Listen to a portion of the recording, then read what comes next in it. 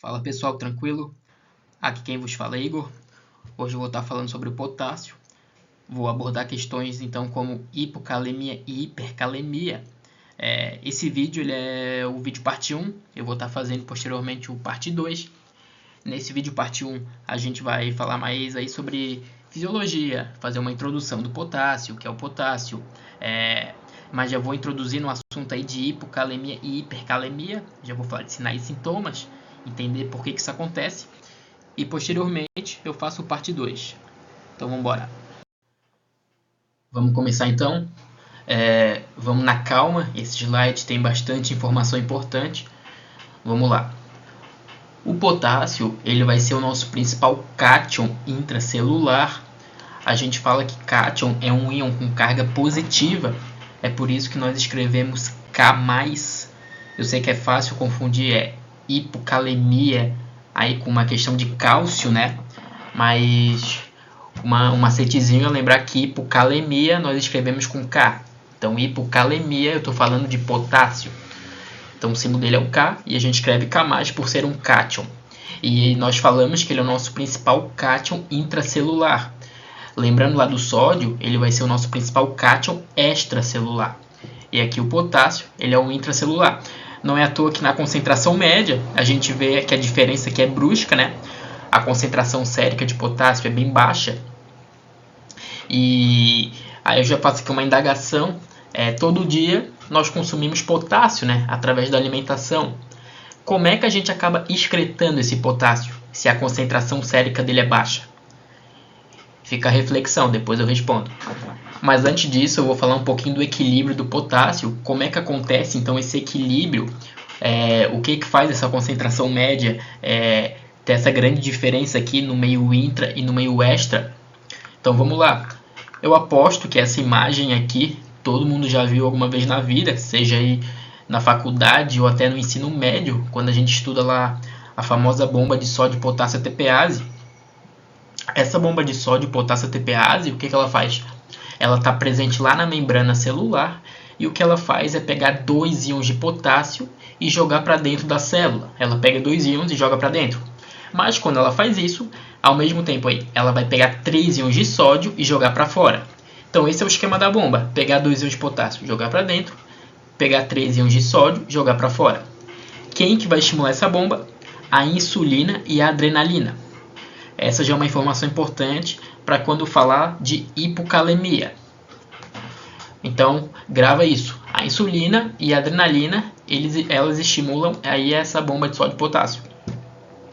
Claro, além da bomba de sódio e potássio, que está presente lá na membrana celular, a gente vai ter aí os próprios canais de potássio, que também estão presentes na membrana, e eles também vão retificar esse equilíbrio. Mas o que eu trago aqui para vocês é essa bomba de sódio e potássio. Aí agora eu faço uma indagação importante também. Eu falei que a concentração média ela tem uma grande diferença, né, no meio intra e no meio extra. Então, qual que é a importância de nós termos essa diferença de concentração?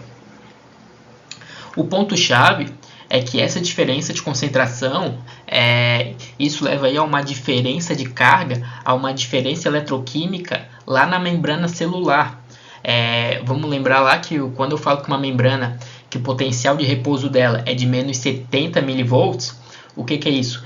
Isso é um potencial de repouso necessário para que ocorra uma contração correta da musculatura, seja esquelética, lisa ou cardíaca. Então, essa concentração média, essa diferença do meio intra para o meio extra, ela contribui para que eu tenha aí essa diferença de carga, essa diferença eletroquímica lá na membrana. Se eu tenho essa diferença eletroquímica, isso é de extrema importância para manter o potencial de repouso. E se eu tenho potencial de repouso na membrana, que é necessário, a gente tem a contração. Então essa é a primeira pergunta que eu faço. E a segunda é que eu já fiz no início do vídeo. O que a gente faz aí com o potássio ingerido, com esse excesso de potássio ingerido? Como é que a gente está excretando ele? Então a gente excreta de algumas formas. Uma delas, fezes, urina, suor. E outra importante também é através da aldosterona. A aldosterona, ela age lá no túbulo coletor renal. E o que ela faz? A aldosterona é como se ela fosse um porteiro aí de uma casa. Então ela fica na frente da porta, o túbulo coletor é uma porta, a aldosterona ela controla o que entra e o que sai. E o que ela faz? Ela quer que o sódio seja reabsorvido. Ela permite que o sódio entre, mas ao mesmo tempo que um sódio entra, a gente tem que jogar fora ou um potássio ou um H+. Então o que a aldosterona faz? Ela reabsorve o sódio e joga fora ou um potássio ou H+. O que vai ser jogado fora aí, a gente vai conversar mais depois. Mas desse slide, era isso que eu tinha para falar. Bora pro próximo. Fechou, pessoal? Vamos ver agora o que causa uma hipercalemia e uma hipocalemia. Vamos discutir alguns exemplos e vamos destrinchar um por um. Só lembrando aqui da concentração média. Então, a concentração no meio extracelular é extremamente baixa quando eu comparo com o meio intra, né? Por isso que nós falamos que ele é o nosso principal cátion intracelular. Mas vamos discutir aí o que causa uma hipercalemia. Se eu tenho uma hipercalemia, eu tenho um aumento de potássio na corrente sanguínea. Como é que a gente pode ter isso? Tem alguns fatores aqui. Um deles, que é o mais óbvio, é aumentar a ingesta de potássio. Então, através da alimentação, a gente pode ter uma maior ingesta de potássio, alimentos ricos em potássio e pobres em sódio, vai contribuir para isso.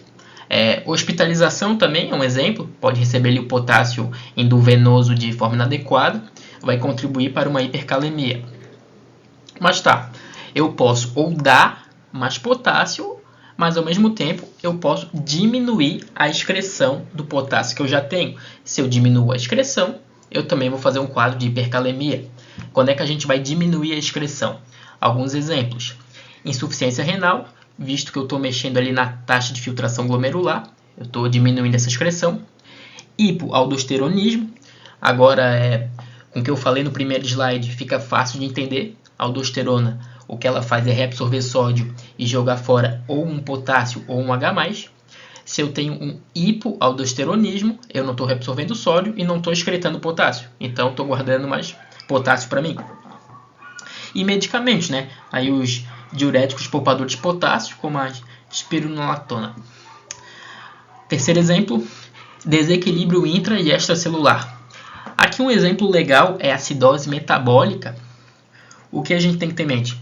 Quando eu falo em acidose, significa que tem um predomínio de H+. Eu estou tendo mais esse íon H+, que é ácido. Quando eu tenho um predomínio de H+, uma forma da gente tentar compensar isso é pegar esse H+, e jogar lá para dentro da célula. Dentro da célula é um meio mais alcalino, então eu consigo pegar esse H+, e jogar lá para dentro. Mas tem uma condição. Eu falei lá que a gente tem uma importância de ter aí um equilíbrio de carga, né? De carga eletroquímica. Então eu não posso simplesmente pegar esse H+, e jogar lá para dentro. Quando eu jogo um H+ para dentro da célula, eu tenho que pegar um potássio que já está dentro da célula e jogar para o sangue. Então a gente faz essa troca. H+ entra na célula, K+ sai da célula e vai para o sangue. Essa troca, quando eu faço essa troca, eu acabo jogando mais potássio para o sangue, eu tenho uma hipercalemia. Uma hiperosmolaridade é outro exemplo, uma vez que se eu tenho uma hipernatremia, por exemplo, a gente já viu que o sódio e a glicose também são determinantes aí de osmolaridade. Logo, eles vão puxar a água lá de dentro da célula. Consequentemente, eu vou ter um quadro de hipercalemia. E por fim, rabdomiólise, né? Tenho quebra de fibra, estou liberando potássio. Por fim, desordens genéticas. Aí aqui é mais raro, né? Tem aquela síndrome de Gordon, que é uma síndrome que cursa com uma hipercalemia, mas aí já é um quadro bem mais raro, só para trazer um exemplo. Vamos para a hipocalemia. Aqui os exemplos eles vão ser mais ou menos o contrário do que eu acabei de falar, né? Então, se na hipercalemia eu tenho um aumento de ingestão, na hipocalemia eu tenho uma ingestão inadequada. Se na hipercalemia eu tenho uma diminuição de excreção, na hipocalemia eu tenho um aumento da perda. Como é que a gente perde potássio? Pode ser uma perda gastrointestinal, como um exemplo ali, diarreia, vômito, que aumenta a excreção de potássio, ou pode ser até no hiperaldosteronismo. Lembrando que a aldosterona reabsorve sódio e joga potássio fora. Se eu tenho um hiperaldosteronismo, eu estou jogando mais potássio fora. Então isso é uma hipocalemia. Em relação ao desequilíbrio, agora já é uma alcalose metabólica. Vamos lembrar lá que agora é o contrário, né? Quando eu tenho uma alcalose, eu estou diminuindo esse íon H+. Lembrando que o H+ é ácido. Se eu tenho uma alcalose, eu tenho uma menor concentração de H+. Se eu tenho uma menor concentração de H+, o que eu posso fazer? Eu posso pegar o H+ lá de dentro da célula e jogar para minha corrente sanguínea.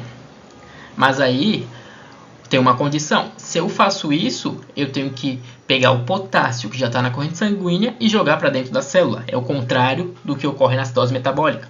E se eu faço isso, a gente vai ter um quadro de hipocalemia, visto que eu estou tirando o potássio do sangue. Insulina e estresse. Agora vamos lembrar lá da bomba de sódio e potássio. Lembra que eu falei que a insulina e a adrenalina fazem aquele equilíbrio, elas que jogam o potássio para dentro da célula. Então, se eu tenho a insulina em uma condição de estresse, onde aumenta a adrenalina, eu acabo jogando mais potássio para dentro da célula, que contribui para a hipocalemia. E aí também tem a questão aí de desordens genéticas, como exemplo, a hiperplasia adrenal congênita. Era isso, bora pro próximo. Fechou? Mas antes aqui de eu falar das consequências, tanto da hiper quanto da hipocalemia, eu queria relembrar o que seria o potencial de ação, relembrar aquelas fases do potencial de ação, a fase 0, fase 1, fase 2, o que é despolarização, o que é repolarização. Então, no próximo slide, eu vou trazer aquele gráfico de potencial de ação, a gente vai discutir ele e depois eu vou voltar para esse slide e a gente vai entender melhor o que a hipercalemia e o que a hipocalemia pode causar. Aqui eu vou falar muito de potencial de membrana, aqui é uma hiperpolarização, aqui é uma despolarização parcial. Então é importante que esse conteúdo aí de potencial de ação, ele esteja aí mais solidificado. Então vamos dar uma relembrada nisso aí. Bora relembrar esse slide aqui, relembrar essas fases aqui do potencial de ação e depois eu volto lá para aquele outro slide. Então fase 0, que é a despolarização, lembrar lá que a minha membrana, o potencial da minha membrana em repouso ele é negativo. Então, na despolarização, eu tenho aí uma entrada rápida de sódio na célula. E como o sódio é positivo, o interior da célula ele fica positivo. Então, nesse disparo, eu tenho aí a despolarização. Entra sódio, que é positivo. Por isso que a gente vê que a fase 0 tem essa subida aqui. Eu estou dando carga positiva, logo o meu potencial de membrana está ficando positivo. Fase 1, repolarização inicial.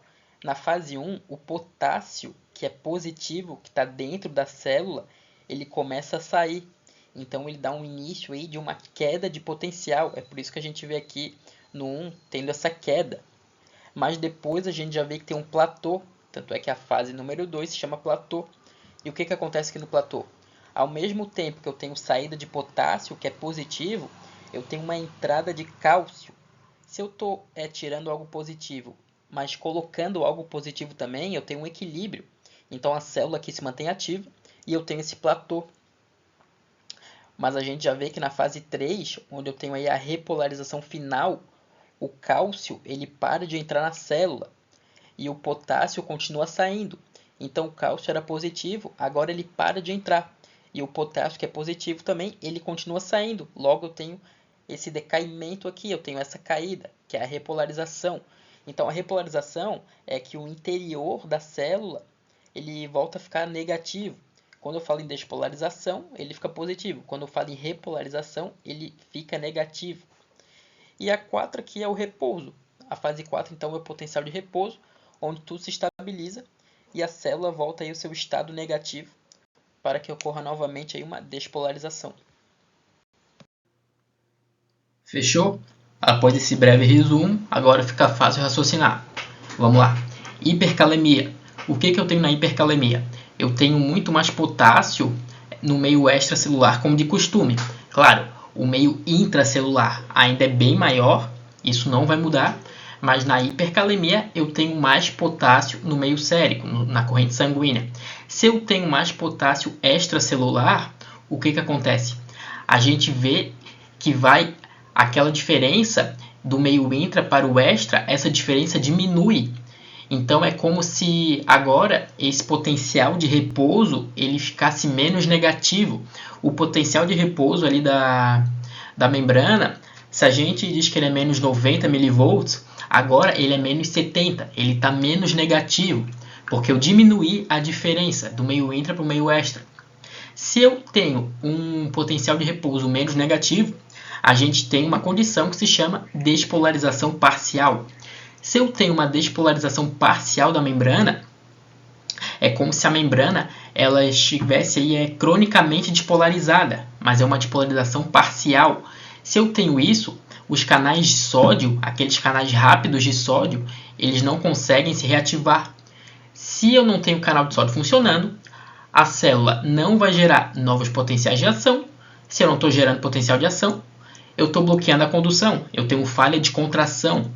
E o resultado disso é nos músculos, é músculo liso, é músculo esquelético, é músculo cardíaco. Não é à toa que a gente vai ter cãibra, a gente vai ter fraqueza e principalmente arritmia. Principalmente aqui em arritmia, nós temos aí até risco de parada, bloqueio atrioventricular, são inúmeros as consequências aí, né? Visto que eu estou interferindo aí diretamente na condução, na contração necessária. Beleza? Vamos agora para a hipocalemia. A hipocalemia é o inverso. Se eu tenho um quadro de hipocalemia, a gente tem menos potássio no sangue. Se eu tenho menos potássio no sangue, a diferença do meio intra para o meio extra, ela aumenta mais ainda. Então, se o meu potencial de membrana já era negativo, agora ele vai ficar mais negativo do que o normal. Isso é o que a gente chama de hiperpolarização. Se o meu potencial de repouso ele era ali menos 90, agora ele é menos 100, é menos 110. Essa diferença aumenta mais ainda. O que isso nos diz? Isso significa que agora a célula está mais longe do limiar necessário para gerar um potencial de ação. É como se a célula ela se tornasse agora menos excitável. Ela precisa de um estímulo muito mais forte para disparar. É muito mais difícil excitar essa célula. E se a gente tem isso, a gente também vai ter problema de condução, de contração. Logo, outros exemplos a gente tem constipação, fadiga e ritmos também, arritmia, bloqueio atrioventricular. Tudo isso vai interferir aí na condução. E só para finalizar esse slide, eu trouxe aqui essa parte desse eletro. É muito comum a gente falar, a hipercalemia tem apiculamento de onda T. Vamos entender agora por que isso está acontecendo. Se eu tenho muito potássio fora da célula, a gente já entendeu que o gradiente de concentração diminui. Diminui ali a diferença do meio extra para o meio intra. Mas o que acontece de forma paradoxal é que a fase 3, que é a repolarização, ela acontece de forma mais rápida. Por quê? O meu potencial de ação aqui, o potencial de membrana, ele está menos negativo. E o que acontece é que os canais de potássio eles permanecem ativos. Logo aí, a repolarização ela vai ocorrer de forma mais rápida. Se eu tenho uma repolarização mais rápida, eu tenho essa onda T mais curta e mais alta. É por isso que a gente aqui associa esse apiculamento de onda T com hipercalemia. E aqui a gente encerra a aula, o último slide. Eu vou falar então de distúrbio hidroeletrolítico. Quando eu falo em hipocalemia, uma concentração de cálcio sérico menor, a tendência é que eu tenha uma alcalose metabólica. E quando eu falo de hipercalemia, a tendência é que eu tenha uma acidose metabólica. Então vamos entender como é que isso acontece. Essa porta aqui no slide, ela não está aqui de forma aleatória. Ela é para eu tentar explicar esse conceito aqui, usando uma analogia. Então a gente vai pensar aqui que é como se o rim ele fosse uma casa e lá no ducto coletor, o ducto coletor é a porta, que é a que está demonstrado aqui. E aqui nessa porta a gente vai ter um porteiro. O porteiro vai ser a aldosterona. Qual que é a questão aqui? A aldosterona, ela quer que o sódio entre na casa. Ela quer reabsorver o sódio, ela quer que o sódio entre na casa. Mas tem uma condição. Sempre que o sódio entra, tem que sair ou um potássio ou um hidrogênio. Então, entrou sódio, tem que sair um potássio ou um hidrogênio. Agora vamos pensar. Se eu estou falando de hipocalemia, Como eu escrevi aqui, tem pouco potássio no sangue. Se eu não tenho potássio ou tenho muito pouco, quem que vai sair para o sódio entrar? O potássio ou o H+? Aqui vai sair o H+, porque eu tenho pouco potássio. Eu não vou ficar tirando potássio, já que eu tenho pouco. Se sair mais H+, se sair mais hidrogênio, eu tenho uma alcalose. Então, uma alcalose metabólica. Agora, vamos pensar ao contrário. Se eu tenho muito potássio na corrente sanguínea, quem que vai sair mais? O H+ ou o potássio? Aqui sai mais o potássio. Então, fica mais H+, logo eu tenho um quadro de acidose. E assim, acho que ficou bem tranquilo de entender. Então, era isso. Vamos só finalizar aqui. Afinal, quando é que a gente vai solicitar o potássio? Agora fica fácil, né? Monitorar a hipercalemia ou hipocalemia, distúrbios hidroeletrolíticos, como eu acabei de falar, e por fim, distúrbio ácido base. Então, pessoal, hoje era isso que eu tinha para falar. Lembrando que esse vídeo aqui é parte 1, eu vou fazer a parte 2 falando mais de como fazer o diagnóstico aí, como pensar na causa base e também falar um pouquinho de tratamento, calemia e hipercalemia. Mas o que eu tinha para falar hoje era isso. Fechou? Valeu, abraço.